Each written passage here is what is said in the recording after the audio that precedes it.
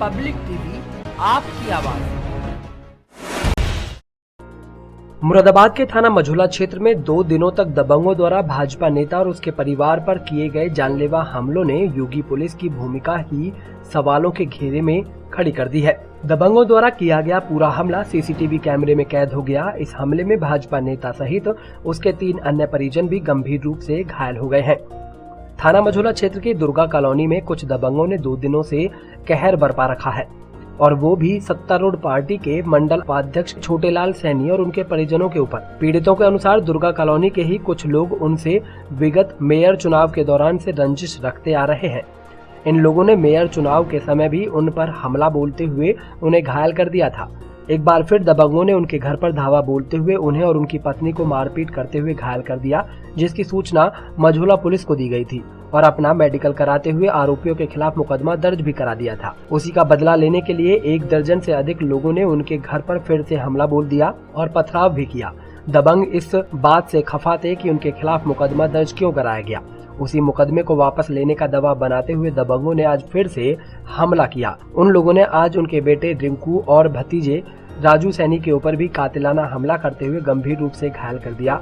इन दबंगों ने घर के बाहर खड़ी सेंट्रो कार और एक बाइक को भी लाठी डंडों से बुरी तरह से क्षतिग्रस्त कर दिया।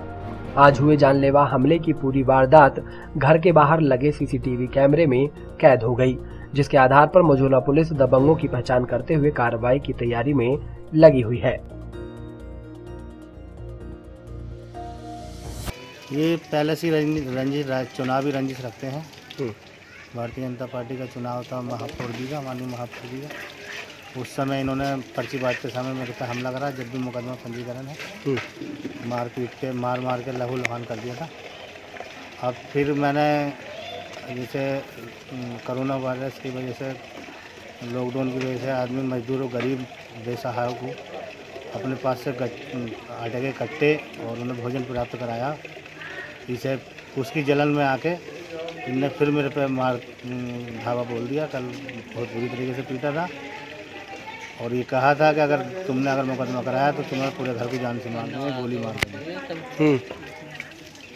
मैं उसकी बात को हल्के में लेते हुए मैंने फिर अपनी डॉक्टरी कराई और उसका मुकदमा कराया। उसके बाद उसको मुकदमे की वापसी का फिर आज मुझ पर दबाव बनाया कि वापसी कर लो, नहीं तो गोली मार दूँगा। मैंने उसका विरोध किया, जो तुझसे हो कर ले। तो उसने मेरे घर पर फिर लाठी डंडों से बरहार करा। मेरे भतीजे को मारा, मुझे देखने आए हुए थे, और मेरे लड़के को भी मारा। मेरी नज़दीक में ही मेरी भांजी का घर है, उस घर में जाकर मार तोड़ करी और वहाँ लाठी डंडों से पिटाई करी। मेरे दोस्त की मेरे घर पर ही गाड़ी खड़ी थी, कौन सी बोले सेंट्रो, इसकी लाठी डंडों से इसके कांच सब गाड़ी क्या बोले क्षतिग्रस्त कर दिए। मेरे मकान पे जो लगे सीसीटीवी कैमरे वो भी क्षतिग्रस्त कर दिए हैं। कितने लोग को चोट आई है तुम्हें? ये कल भी 2 जनों के आई थी और आज 2 जनों के आई है।